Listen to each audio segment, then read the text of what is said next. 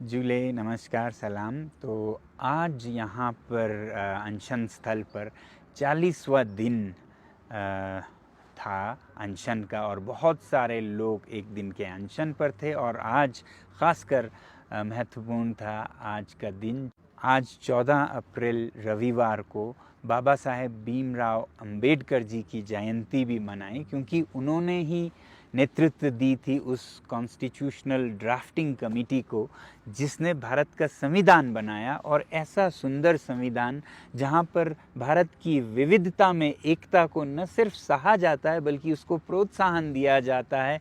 और इसीलिए 6वें शेड्यूल जैसे प्रावधान हैं जिसमें कि हमारी जो जनजातियां हैं, पहाड़ों में जो रहते हैं, जंगलों में जो रहते हैं, उनको और संरक्षण दिया जाए, जिसकी मांग की लद्दाख अभी इस आंदोलन में कर रही है और जिसका वचन हमारे सरकार ने दो बार इलेक्शनों में लद्दाख के लोगों को दी थी। तो आज बाबा साहब भीमराव अंबेडकर जी को श्रद्धांजलि प्रस्तुत की गई। और जैसा मैंने कल कहा था आपको, आज पश्मीना मार्च के बारे में भी एक महत्वपूर्ण घोषणा की गई। परसों एपेक्स बॉडी जो कि इस आंदोलन का नेतृत्व कर रही है लद्दाख की, लेह की, तो उनका बैठक हुआ था और उसमें ये निर्णय हुआ कि पश्मीना मार्च जो कि स्थगित किया गया था, जिसमें कि 5-10 हज़ार लोग जाने वाले थे चरागों की तरफ चांगथांग में, तो अब ऐसे संख्या में नहीं जाएंगे, जिसकी वजह से हमारे प्रशासन को घबराहट हुई। उन्होंने धारा 144, इंटरनेट बंद करना, सिपाहियां भर देना, ऐसे कुछ प्रावधान किए थे। अब हम उसे बहुत ही शांतिपूर्ण और छोटे संख्या में मगर पद यात्रा से, पैदल, जैसे गांधी जी ने नमक यात्रा की थी वैसे करेंगे।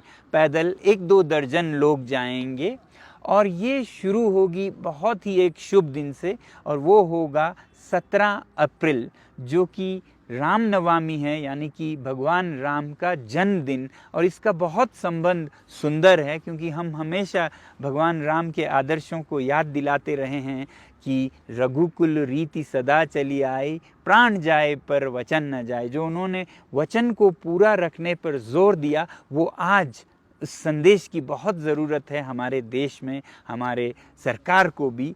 तो हम उसी दिन भगवान राम के जन्मदिन को ही ये पद यात्रा शुरू करेंगे। ये शायद 5 से 10 दिन तक चले, क्योंकि 5 दिन तो हमें लगेंगे उस चरागों पर जाने के लिए जहाँ पर भारत के कॉरपोरेशंस, उद्योग बड़े बड़े परियोजनाएं कर रहे हैं, जिसमें कि हमारे चरवाहे भाई बहनों के चरागे जा रहे हैं।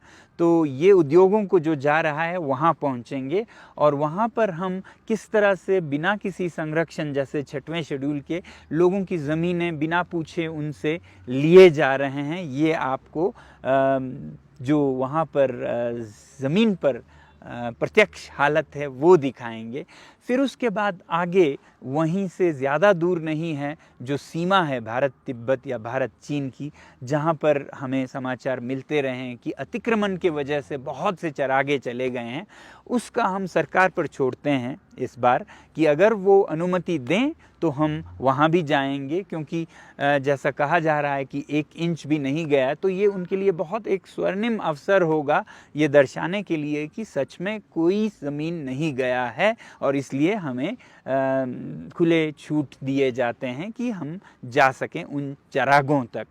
तो अगर अनुमति नहीं देते हैं तो हम वापस उसी चरागों से आएंगे जो कि लद्दाख और हिमाचल के सीमा पर हैं, जहाँ पर ये बड़े उद्योग आने वाले हैं। तो ये जो चरवाहों की हालत है, उनकी स्थिति है प्रत्यक्ष, वो हम आपके सामने रखने की कोशिश करेंगे, ताकि आपको भी समझ आए कि लद्दाख के लोगों के साथ, उनके ज़मीन के साथ, उनके पर्यावरण के साथ क्या हो रहा है। और आप हमें समर्थन देंगे सरकार तक यह आवाज़ पहुंचाने में कि जो वचन लद्दाख को दिए गए हैं उन्हें पूरा किया जाए। फ़िलहाल हम ये जो स्क्यांगचुथांग के चरागे हैं वहाँ तक ही जाने का योजना बना रहे हैं। अगर संभव हुआ तो उससे भी आगे जाएंगे, नहीं तो हम वहीं से वापस आएंगे। तो ये घोषणा और ये अपडेट आप लोगों को देनी थी आज।